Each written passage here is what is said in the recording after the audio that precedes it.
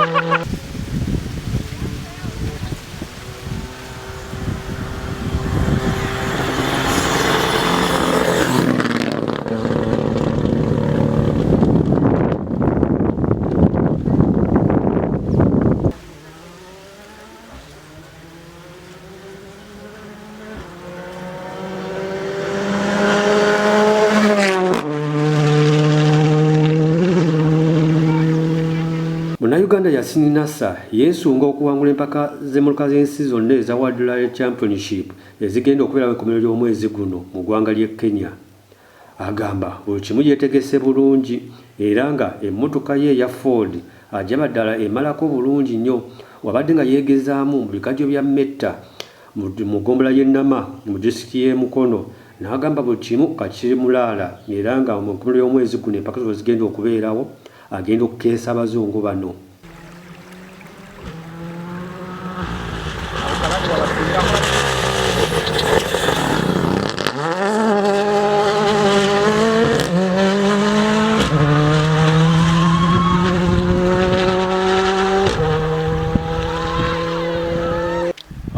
Yeah, as you've mentioned that we are heading towards the WRC and it's one of the biggest events for the team and for all of us as well that it's been hosted in Kenya. We are very well prepared this time round and we could have seen that we've done our tests a couple of kilometers today. We are very well prepared. We are ready for the challenge this time round and yeah, let's see how it goes.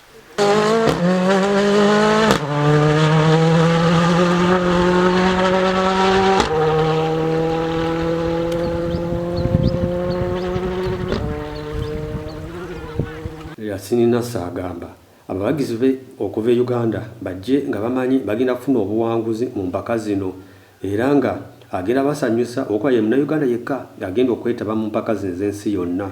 Africa, basically from the East African perspective, but you see again for the spectators, you know, it's going to be very nice. They are able to go see their favorite drivers. We follow them on the medias, but now they'll be able to go see them live.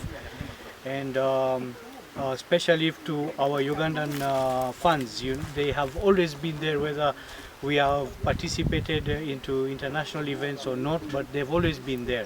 So this time round, yeah, I believe that the numbers are going to be bigger because your idol is there from Uganda, representing Uganda in totally, and is the only driver who's going to be participating in the WRC event. So yeah, please come, enjoy yourselves. But also, you know, it's a long journey. We approach it well. Let's drive safely, not drink and drive, and take precautions for all the safety roads, not only on the time of the rallies, but even while we are traveling.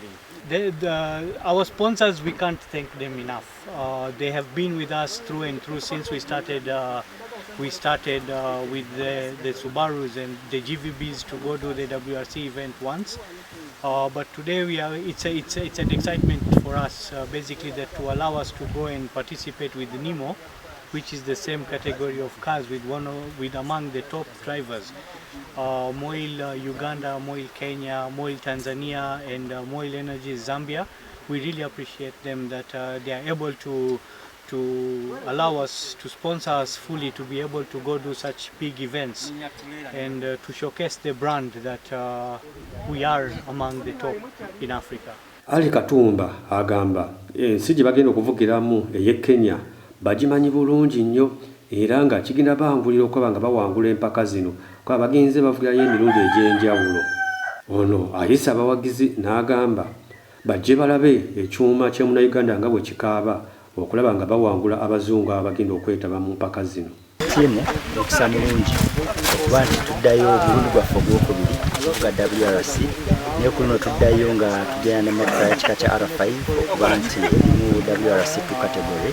So mukisa mulungi eri tiimu n'okwegezesa eri tiimu bamakanika ne driver neko driver okuba nti okulaba level gy'oba otuuseeko compared to bali abavuzi abali international abavuira ku mutindo gwa waggulu gw'ensi yonna. Safari kituufu emanyiddwa ng'emu ku ezo ezisingayo okuba enzibu naye advantage tulina nti eri mu Africa ate Kenya tuvugiddeyoko rounds eziwera stage ezo twazivugako so kigenda kuba kipya nnyo gye tuli nga tiimu naye okuba nti emanyiddwa okuba nti yemu ku ezo ezisingayo okuba ezikaluba ku kalenda ya WRC ffe tugyetegekedde era tusuubira okukozesa advantage ey'okuba nti tumanyi terrain ate eri mu regions zaffe za tropics tugitegeera nnyo okusinga abalala banaaba bazze mpozi ebirala bibanaatusinzaako naye okutegeera terrain ebirala tujja kukozesa advantage eyo.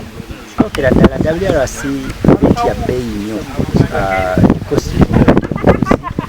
ne tiimu n'abalabi tutwalizaako so twalumikisa okwebaza abasponsa baffe aba Moyo Energies okuba nti basobodde okutuvujjirira ensimbi zino zonna okugenda okukiikirira ensi zaffe ku kalenda eyo ate twongerera okwebaza abawagizi abatambula bonna gye bavudde okujja okutuwagira nga tiimu Uganda ate era n'okuwagira event eno okutwala so twongera okwebaza naye ate era twongera okutubasaba okukuuma empisa z'okunguudo okutambula kubanga obulamu kikulu nnyo ate omuzannyo gwaffe gutambulira ku mpisa z'okukkubo road safety so tubasaba bakuume empisa bagoberere amateeka g'okukkubo ate tugende tunyumirwe tukomewo nga bwe twagenze nga tulinayo ennaku yonna gye tujjeeyo.